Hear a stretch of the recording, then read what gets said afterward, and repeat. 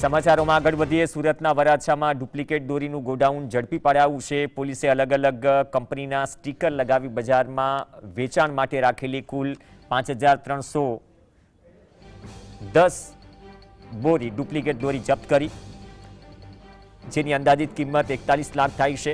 આરોપીઓ રૂપિયા 1100ની કિંમત ધરાવતી દોરીના 300 રૂપિયામાં વેચાણ કરતા હતા. આ સમગ્ર મામલે એસીબીએ એક આરોપીની ધરપકડ કરી છે અને આ મામલે વધુ માલ રિકવર કરવાની પ્રક્રિયા શરૂ કરી છે. डुप्लीकेट पतंग की डोरी बनाने की नामचीन कंपनी का डुप्लीकेट प्रोडक्ट को वहां से पकड़ा है। ये दुकान का नाम है मधुरम सीजन स्टोर नाम की दुकान है और उसके पास एक गोडाउन है।